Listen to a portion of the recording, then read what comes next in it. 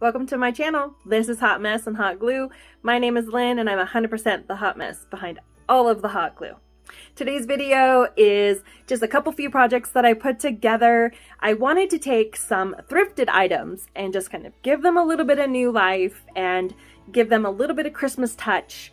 And what I like is there's a couple of them that can be absolutely used year-round, and so that even helps some of the cost effectiveness of these bargain priced decor items. So without further ado, let's just get on with the crafting, because that's what you're here for, right? In our first project, we're going to take this round framed doily that I got at the thrift store for $2.99. Now this one, I do remember having a 50% off special for this one. I try to kind of mark the price tag so that I can remember, just so that I can give the most accurate prices.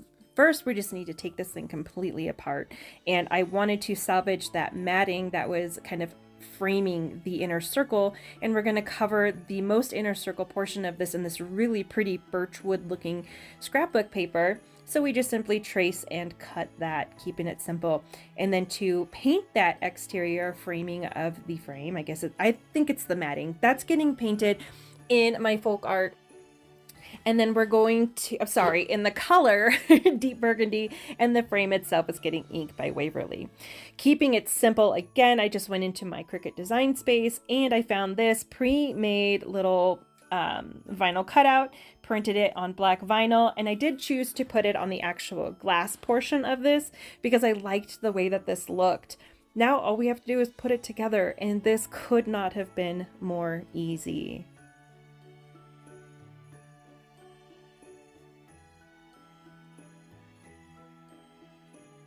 And again, back to thrifted items. I found this cute little sleigh, and I got this last year. Now, I do not remember if I got this on any kind of special pricing or anything like that. I might have just paid the $3 for it.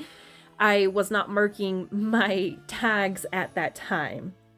I loved almost everything about it. I mean, really, the only thing I needed to change was the color. So going to my Beher Dynaty paint, I'm really enjoying this. I used it in my last video, and it's the color Rumors, and I just really, really like it. It took 2 coats only because I think I was just going a little too thin with the paint color itself, but typically this specific paint is marketed to just be a single coat paint, but it is in a matte finish. So I went over all of the red using the color Rumors, and then I went over the black using my black ink color by Waverly. Actually, no, I didn't. I used the chalkboard paint for whatever reason. I kind of used them.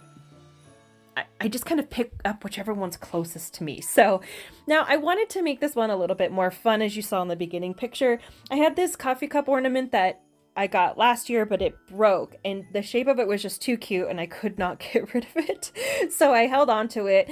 I decided to remove all of the glitter that was on it. I also then removed the little coffee sleeve also, so that I can just kind of update this and get rid of the glitter and some of that bright red color that it came with.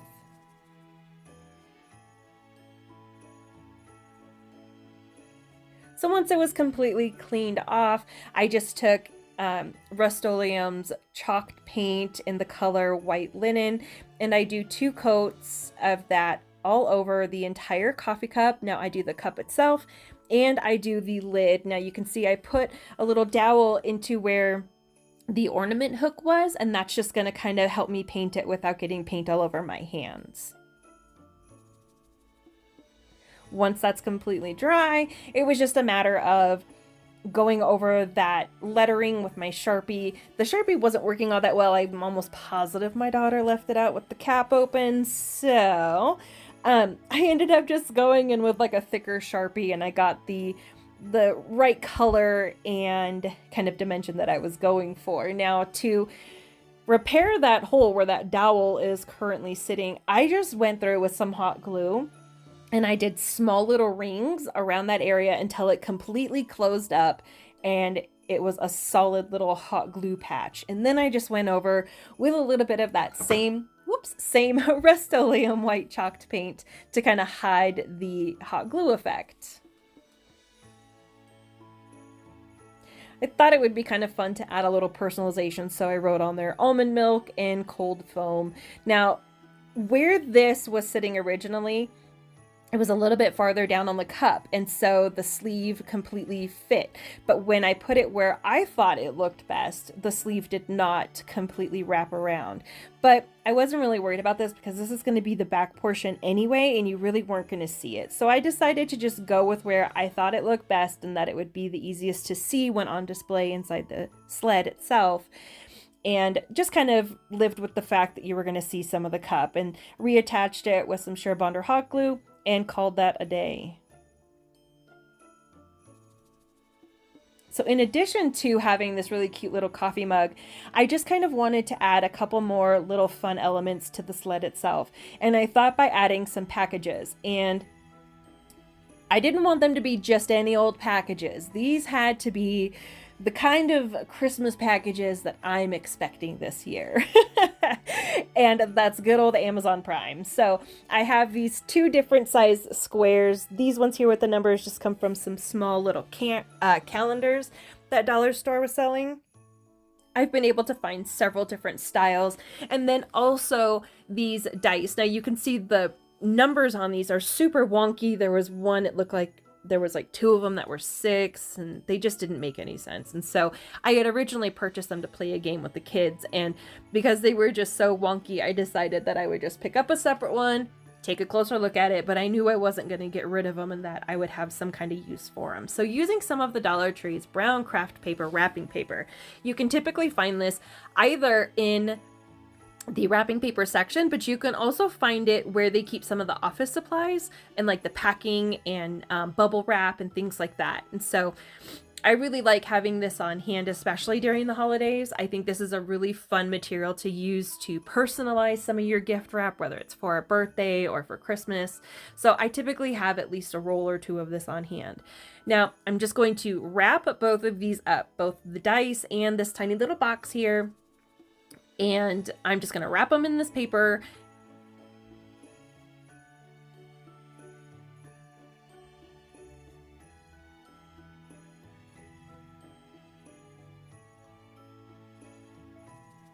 Instead of using a ton of tape, which would have kind of a glossy finish to it. I didn't have any matte tape. I just decided to use little dabs of hot glue. Now we're going to just add in that special little detail of the Amazon Prime kind of smile looking. Fun fact, it's my understanding that that logo is because it's supposed to represent covering from A to Z. Not really sure. Now I also have this wine glass ornament that broke on me about a minute before I was trying to put it into this cute little sled, and I was super bummed. But I didn't want it to completely go to waste. I still liked the idea of having this kind of like working mom sled going. You know, you got your coffee in the morning, your glass of wine at night, and your Amazon Prime coming to just save the day for all your Christmas shopping. So I just really thought that all of these elements went really well together. Now I lost the footage somehow of me putting the little white part inside of there, and all that is, it's a cloth that you can find in the automotive part at Dollar Tree.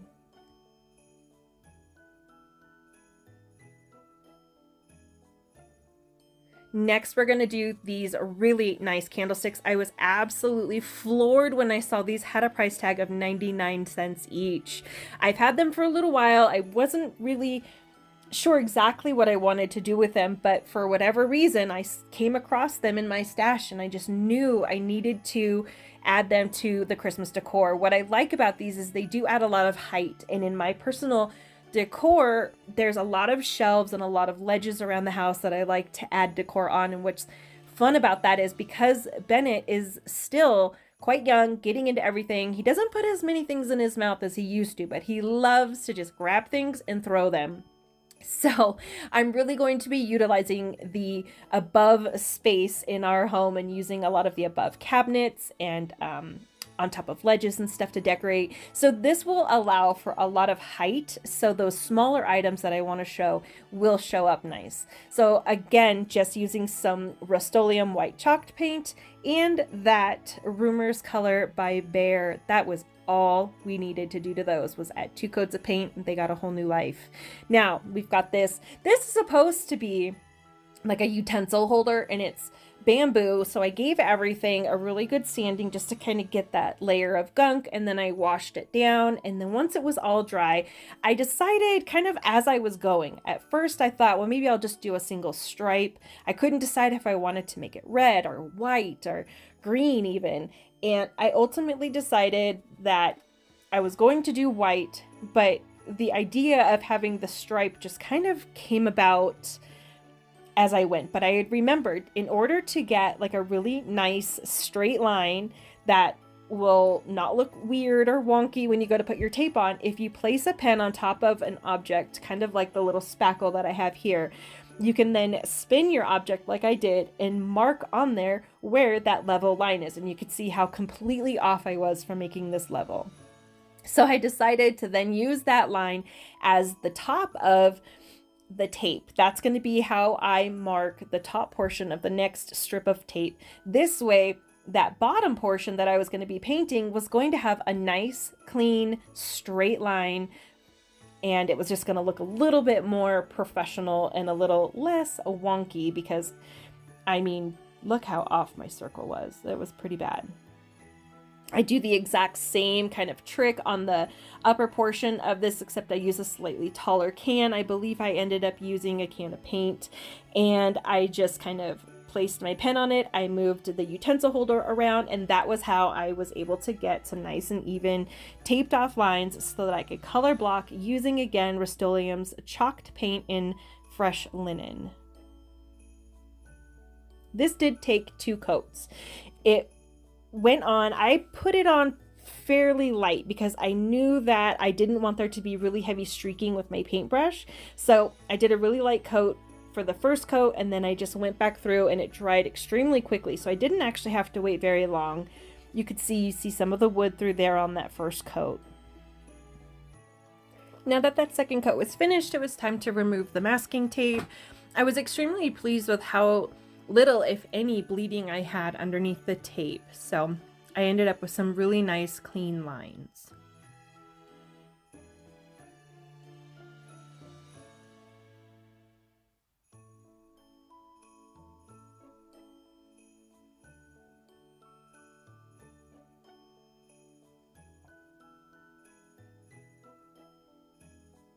To decorate this farther, I decided to go into my Cricut design space and I found a printout. I guess I should just go in sequence. First, I decided I needed to protect this because if it is a utensil holder, it might end up in the kitchen, and so I used dishwasher safe Mod Podge to seal that.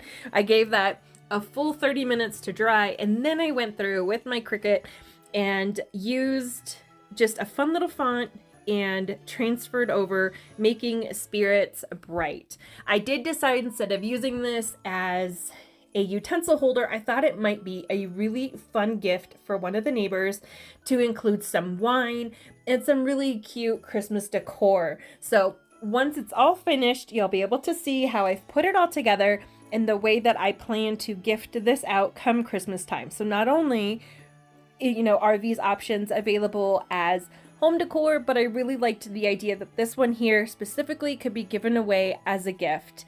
It's personalized, it's of great quality, and it was completely inexpensive.